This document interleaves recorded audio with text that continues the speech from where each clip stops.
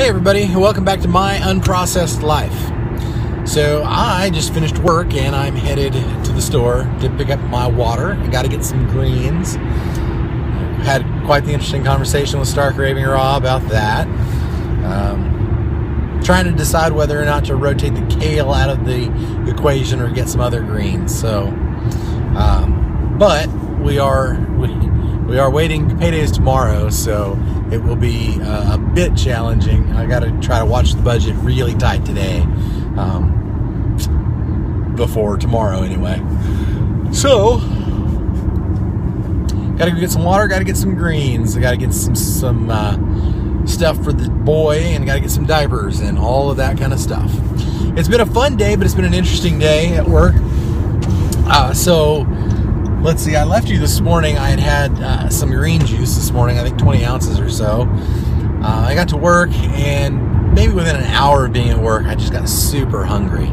And I'm not really used to that. I'm used to the green juice lasting me till halfway through my day, till lunchtime. But luckily I had that extra thing of green juice that I brought along, so I had that when I got really hungry, somewhere around 9 o'clock. I get to work about 7:30ish or so. I had my green juice about 9 o'clock, and then I was all right, although I was starting to really get hungry again when we went to lunch, which was around 11:30. And I thought this is really weird because, I'm drinking more green juice now than I was when I started going to this unprocessed life, and now I'm drinking a lot more, and I'm not satiated as much, not for longer periods of time anyway. So now, today I had over 35 ounces, 36 ounces of green juice, and I was starving by the time I got to eat. And then I drank 2 32-ounce jars, so I guess 2 quarts of smoothie, and then another 16 ounces of smoothie. So like 70 ounces of smoothie for lunch. And now it's 4 o'clock, and I'm like, oh my God, I have to eat. So I'm not sure why that is. My wife was saying that she's heard that might have something to do with parasites. Like there's a parasite that's wanting to feed, and so it's making me hungry. I don't know. I don't know enough about that particular piece. That sounds a little quackery to me, although I'm not going to deny it. I'm not going to say that can't be, because I just don't know. I haven't done the research on it. But I know some people talk about those types of things. They talk about parasites and things living in you that shouldn't be, etc. So we'll cross that bridge when we get to it, but we're not to that bridge yet. So we'll just keep drinking our green juices and drinking our smoothies and seeing how that goes. So I guess I'll probably have some orange juice. The last orange juice that I had at Whole Foods, which is where I'm headed to, was really good. So I may do some more juice, and I may do some coconut water too. We'll see. We'll just have to see. Both of those things right now sound like they are phenomenal. So we'll see. So that's where I'm headed. That's what I'm doing. And then I don't know what's for dinner tonight. It's probably way past time for me to have a banana and ice cream again. So that's probably what's going to happen for dinner, is some sort of banana and ice cream. And I've been fat-free today. That's right, no fat, none at all. Just straight up veggie juice and fruit smoothie. So there you go. Yeah, we'll see if we can keep that going. See if I can keep the low-fat raw vegan thing just pounding along. I really need to get Chronometer to track all that, but right now I don't have the money for it. I know it sounds crazy because it's only like $3, but tomorrow's payday, so I really need it. I need to wait till tomorrow to get it, and then I'm going to try to get that and try to track my results so that at least I know where I'm at on the scale of fat and rawness and all that kind of jazz. So I hope you've had a wonderful day thus far. If something else interesting comes up once I get done at the store, I'll probably hop back on and say hey again. I'll probably do that just so that just so that you know what I got. And I'll show you, what I ended up getting for to feed myself in the meantime. So, but I'll let you know what I decided to get once I get back from shopping and all that kind of stuff, and then you can kind of see what my choice was. It's really hard for me to make choices when I'm hungry. That's one of the reasons why preparation is such a big thing for me, and why I have a tendency to fail on these types of lifestyles, because I don't prepare well for them. And so what happens is I get to a point where I'm really hungry and I don't have anything to eat, and then my triggers take over, my microbes that are saying, feed me the stuff that I shouldn't eat. And then I'm like, oh, pizza. Oh, yeah, pizza. Or cooked food, or whatever the case may be. And again, I'm not really against cooked food necessarily. And we had this discussion this morning. I kind of go back and forth on that all the time. I think that the body is a wonderful thing as far as being able to work through what you feed it. Otherwise, we would have all been dead a long time ago. But because of that, you can feed it a bunch of crap and it will still press on. It kind of reminds me of, this is going to sound weird, but you remember the Back to the Future, I think it was 2, where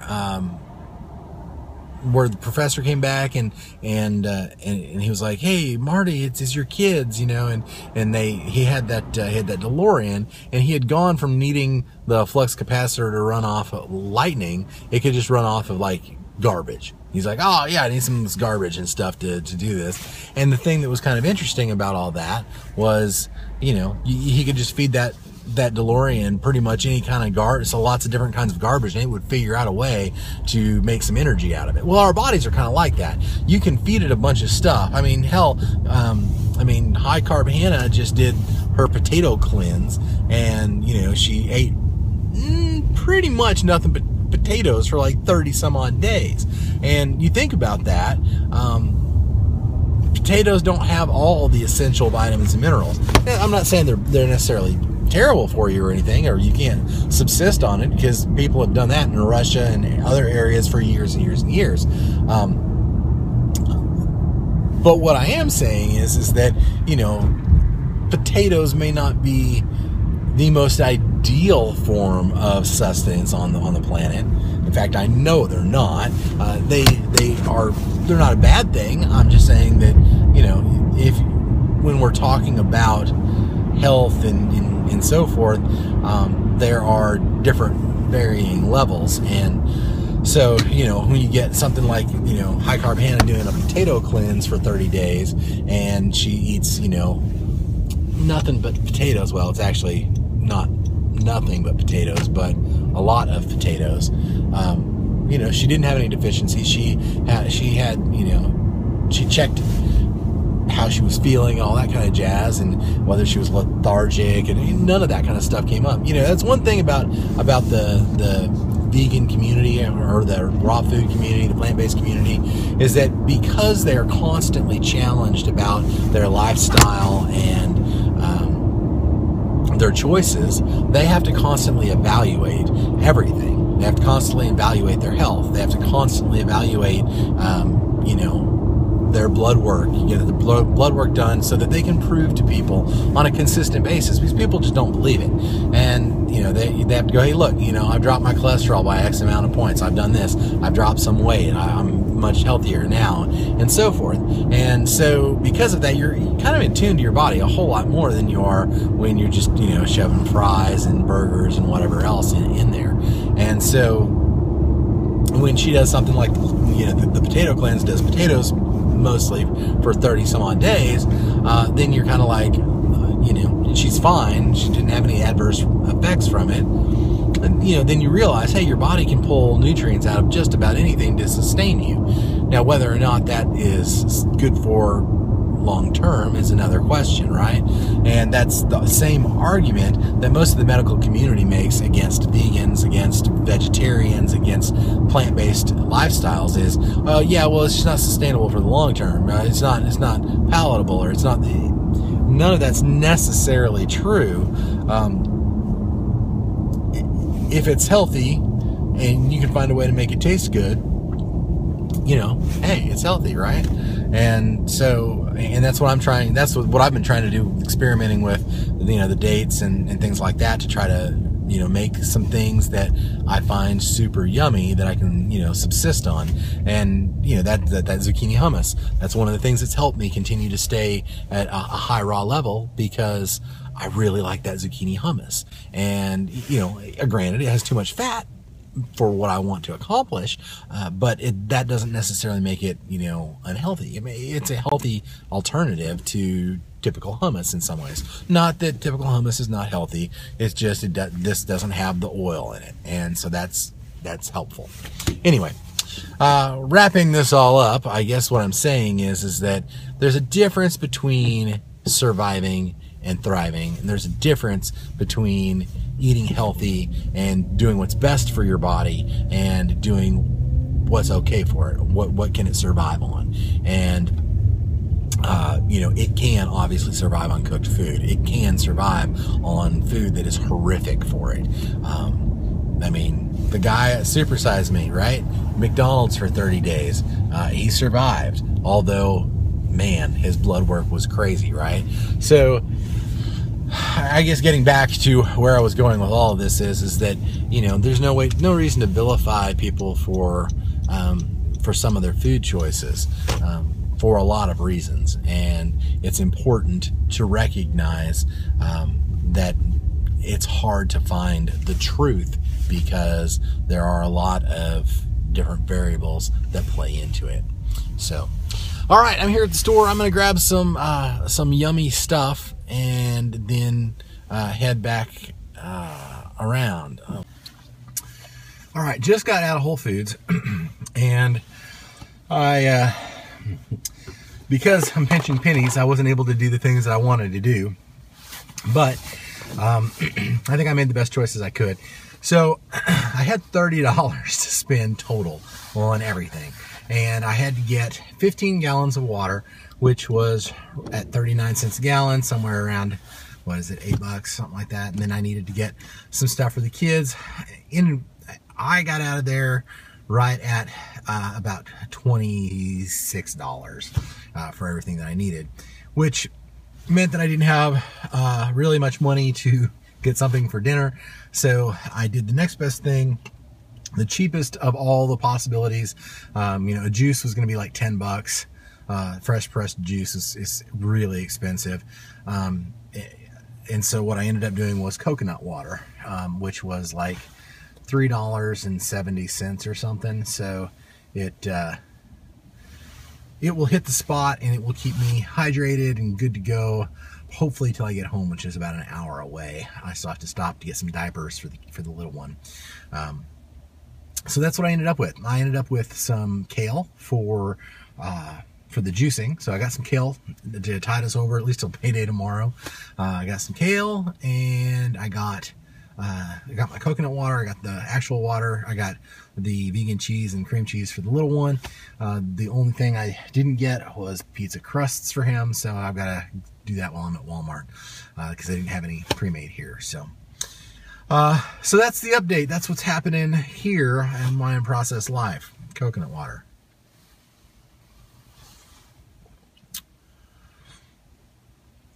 Oh, man, that was really good. Yeah, I needed that. Just that little drink made so much difference. It's crazy. You know what's funny is that I have never been a fan of coconut water until last week. I may have already talked about this on video. I don't remember, but I always thought it was too sweet. It was never a coconut. In fact, coconut in general has never been one of my more favorite things. It was kind of a novelty when I was a kid. If you got a coconut that was already you know, it was still in its shell or whatever, and you could break it open. And that part of it was fun, you know, drinking the coconut juice out of there, you know, that, because it was kind of, you know, like island time, but it wasn't because I really enjoyed it, and I always kind of thought it was a little off. So I've gone 40-something years of my life not caring for coconut water, not caring for coconut flavor. Even to this day, I don't care for dried, shaved coconut flavoring of any sort. In fact, if there is a confection of some sort where there is coconut involved, I will almost always look the other way or do something different, or not even eat at all, because I've never been a fan of coconut flavor. It's not that it's terrible or anything, it's just that I've never had it in a way that made me love it or want it or desire it. So, but on Sunday, when I was stuck in town and trying to make sure that I tried to stay as unprocessed as possible, and I drank one of those, just a little teaser coconut water from one of the other grocery stores, Organic Harvest. Man, that hit the spot, and it was crazy. I think it was kind of like when you're a kid. I don't know if any of you played sports. Well, I played sports when I was younger. I would play soccer for hours and hours and hours, and when I was a kid, we didn't really learn to hydrate well. They didn't say, "Oh, you gotta hydrate," like they do today. Back then, you pretty well toughed it out for hours and hours and hours until you were so stupidly dehydrated. When you went home, you crashed, and you were hurting the next day because every part of your body was, you know, it was just...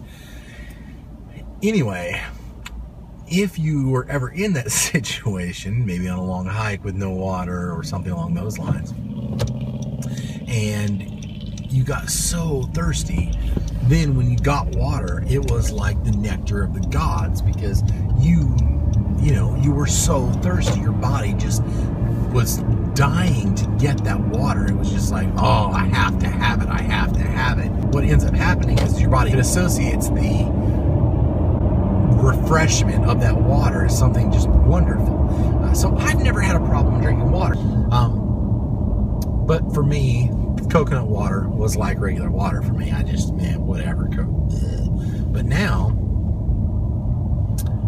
grown to where I kind of like it, and I like it a lot, and I probably like it more than I should. But you know, it's fat free and it's nourishing, and it will keep you going.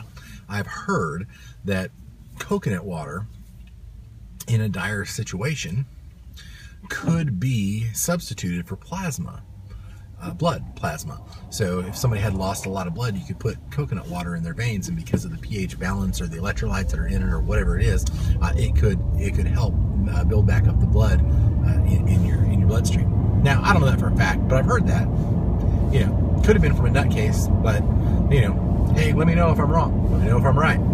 I don't really know, but I've heard it. I've heard it must be true, right? No, but I haven't looked to research it, but that's something I've heard.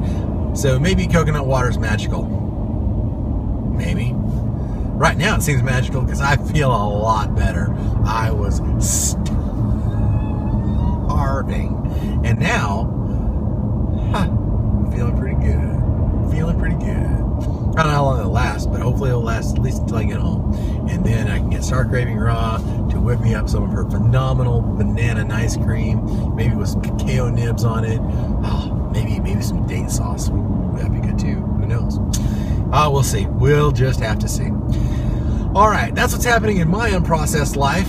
Thanks for hanging out with me. You know how to reach me. If you don't, check me out on Instagram, myunprocessed.life, or you can get me at my email account, which is myunprocessedlife@gmail.com. Have a great day. Thank you so much for spending time with me. I love spending time with you. I'll talk with you again real soon. Catch me over on Instagram. And remember, coconut water is magical. Until next time.